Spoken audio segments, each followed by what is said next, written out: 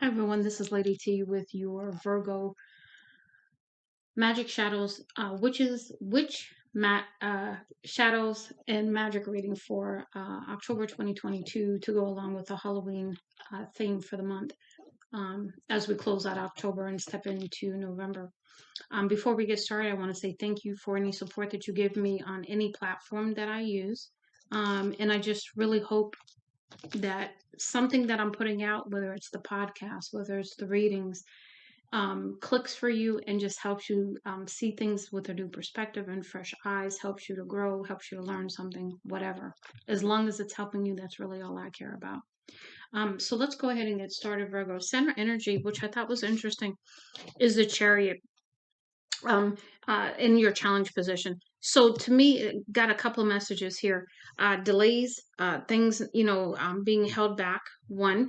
The other two is not moving forward, was the other message that came through. Crowning energy, Ten of Pentacles in reverse. So not feeling very abundant, feeling, spirit of lack.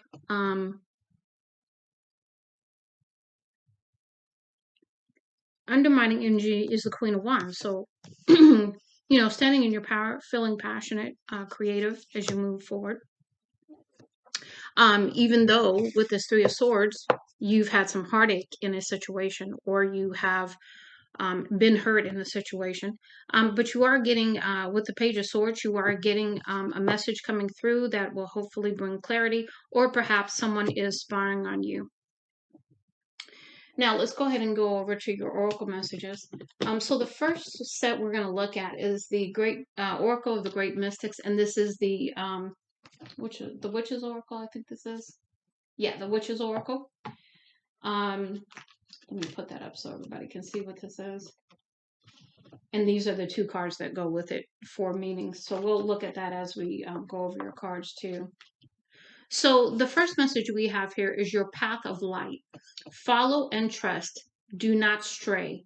Darkness surrounds. Oh, wait a minute. Hold on. Darkness encroaches, not surrounds. So what that's telling me is that you are going to have to definitely have faith and trust and confidence as you move forward.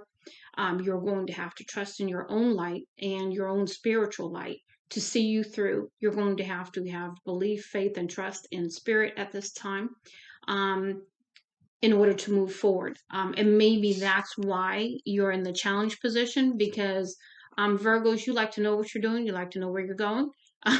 You don't like not knowing. So you could be perhaps your own challenge at this point. So that's what came through with that. Let's go ahead and take a look at what the kettle represents, which is number 1. It says communication, community, and understanding. So that lends me to your outcome card, which the Page of Swords. So you're going to get some kind of communication that's going to help you, maybe perhaps bring a little clarity to what has kept you in the dark about something. Next, we have the Black Cat, and the message here is ill luck, confusion, and prosperity, which I think is sort of very interesting, because maybe you are having ill luck and confused about that, but then you could potentially be coming into a time of prosperity after that. Now, with the tree message here, let's see what that says here. Growth, self-sufficiency, and stability, which leads me right back to your Ten of Pentacles in reverse. So you're not feeling very abundant. You're not feeling very stable at this time. Okay. And so these messages to me are just confirming what we have already seen. So we've got unknown dusk, struggle in twilight, fade into the darkness, mysterious. Again, another message of darkness, another message of the unknown. Okay. But you have the horseshoe here, which, if I'm not mistaken, horseshoes are always the luck. But let's see what the and the original author of this deck meant, just to close this out for you. So we have, luck, peace, and happiness. So even though things are unknown, even though it is a time of darkness for you and uncertainty and instability, you are going to have some abundance, some luck, some prosperity coming through. Now we have the womb of love, and it is air elemental moment, fertility. So this is really about stepping back into your creativity with the Queen of Wands. That's who you are naturally anyway. And then you have the key. So the key typically means that the key is usually within you. And maybe understanding that you have the key. But let's see what the author meant. Yeah, secrets, revelations, and news. So again, draws me right back to the Page of Swords here. It also draws me to um, the Chariot card. News coming in kind of thing. But right now, there may have been a delay, or maybe you have blocked this from coming in. That's the message I'm getting there, but it's going to come in nonetheless. Okay, next we have our shadow level of messages. So the first one we have is three witchy sisters, the power of three. Perhaps using the power of three as you move forward. You have the Three of Swords here, which drew me right to that. So perhaps understanding the number of three, perhaps working with others to get through your heartache.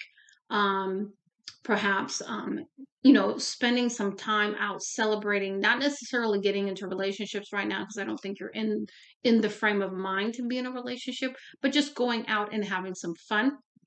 And then we have your clarifying message from the shadow deck from Maruka off of Etsy. We have the dream shadow. Ideas or schemes considered impractical, illusions, unrealistic, impractical, illogical. You can spend your days dreaming of a better life, or you can do the messy work and take your dream out of the world. Dream to the world, which is about bringing your dream from, which is in the 5D down to the 3D into reality. So not living an illusion is what I'm getting there. Really taking the steps necessary to bring your dream into reality. Next, we have Amara the Menehune, which is aloha healing, which is typically about going on a vacation, perhaps going on a retreat. Again, you have the power of three here, so maybe going on a trip with your friends kind of thing. But we have the addictive shadow, likely to become unhealthily dependent upon substance, practice, person, or habit. So really be careful in relationships not to give your power away and become codependent. Also be very careful and balanced in how you use substances, alcohol, cigarettes, or anything else. When you take control of your life, the universe will work for you. Resist and overcome your bad habits. So this is about standing in your power, your truth, recognizing the things that you need to change and doing the work to do so.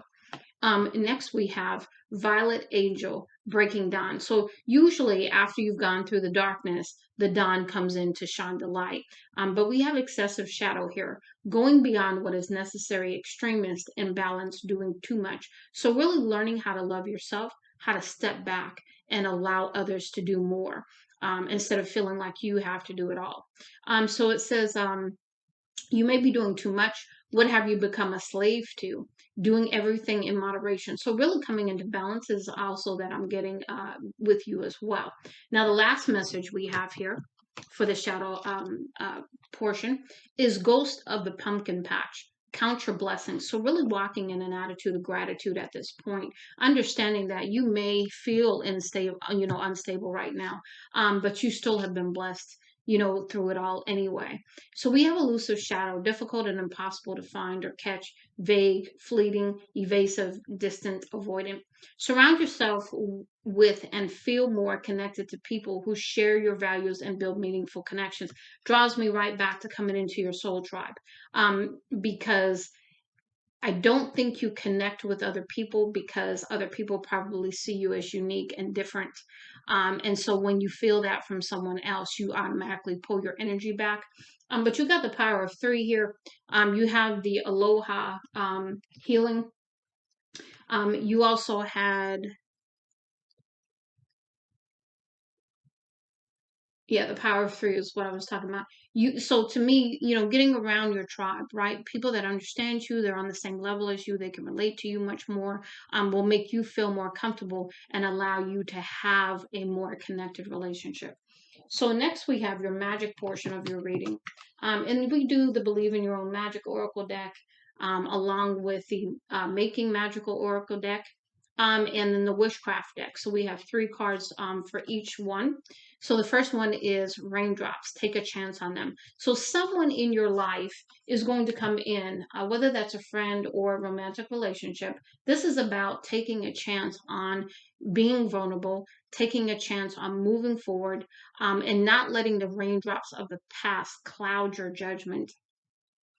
We have fairy magic. Respectfully work with the fairies to achieve your goals. So this is about being in nature, and you have a lot of cards here that speak to nature. So you really want to have a different kind of relationship in nature. You want to spend more time in nature. You want to ground, and you want to really be silent.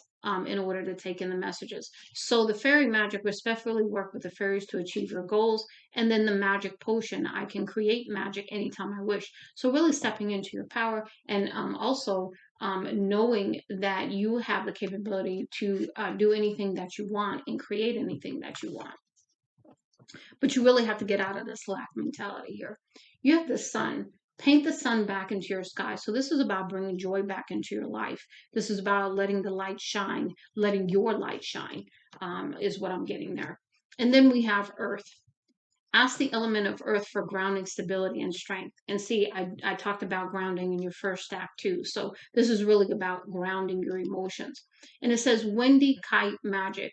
My wishes matter. So really understanding that the hopes, dreams, and desires you have do matter. And even though you have a dreamer shadow as a shadow aspect of you, you can use that in a positive way to manifest the things in your life. You just don't want to live there. And so really paying attention to that to come into balance is really what we're talking about here. Next, we have your bitch fire, stand up for yourself. So this is standing in your power. We've talked about that as well.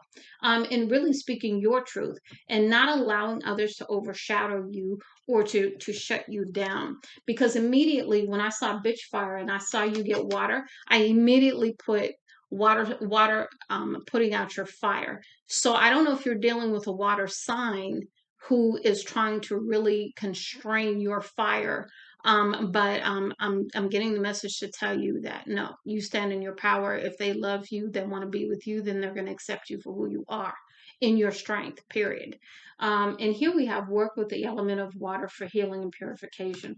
So really being around water is going to be beneficial to you as well. You can do a spiritual bath. You can take a shower, have the imagery that, as you're in the shower, you are being cleansed and purified. You can light a white candle. There's so many different aspects you can do, but really you are a natural person around water. So I'm using water to help you at this time. And then we have wishing boat. I look forward to new challenges. So again, standing in your power, and really opening up this new beginning, this new part of life for yourself, opening up a new chapter and not being afraid to do so. And even if you are afraid, doing it anyway.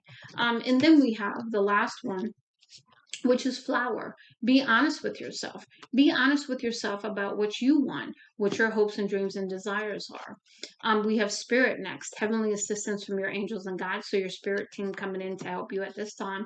Remember, if you want their help, you have to ask for it. They are not allowed to just come in and willy nilly help you. Remember, we have free will.